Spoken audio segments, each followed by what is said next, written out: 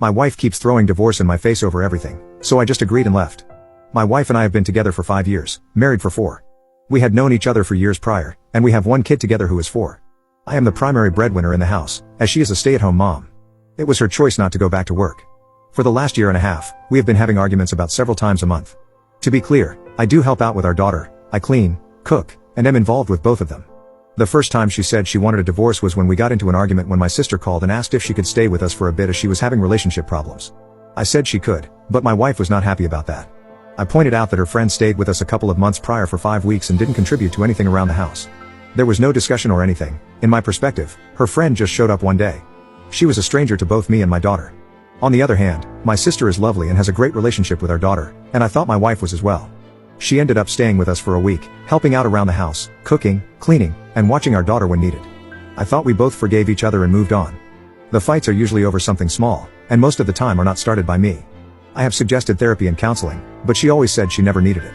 Well, I had it last night. She picked a fight, saying I was spending too much time at work, and that she feels abandoned. She stated that I'm not a good father and ended her rant with, "I want a divorce." I stood up and told her that the only reason I work so much is that she can't stop spending our money on things we don't need or use. She refused to get a job or go to school to help out. I provide for the family, for my daughter. I'm always there for her important dates, functions, doctor's appointments, literally anything she needs. She refused to get help through therapy or counseling. I don't want this anymore. I'll have my lawyer send her the papers when she writes them up. I gathered my daughter's things and left with her to my sister's. It has been 2 days, and she keeps calling and texting, saying she is sorry, didn't mean it, wants to go to counseling and therapy, needs me, misses me, etc. I don't know what to do. I love her. She is a good mother, but I can't do this anymore. Update 1.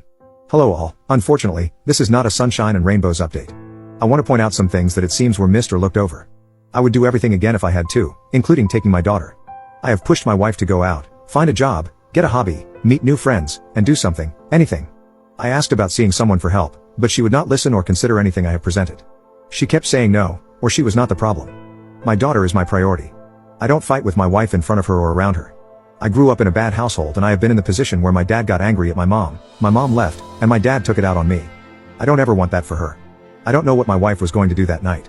You can't force someone to get help, they have to want it, like actually want it. If you force someone, they will go through the motions just to make it look like they changed. I'm not blameless in this, but I can't raise my daughter with her thinking this is okay behavior or this is how relationships are supposed to be like. I decided when I was young that I would never be like my dad.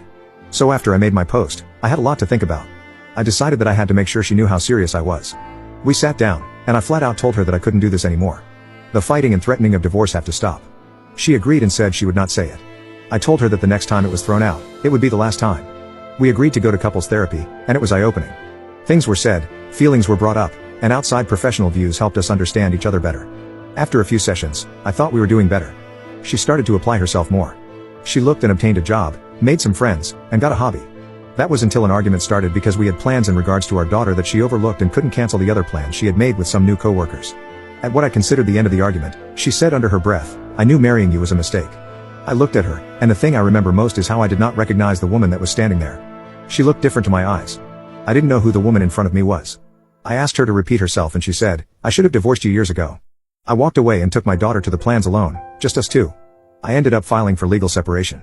Under the terms we both signed was something along the lines of while separated, we are still legally married and will not get involved with anyone during this time period.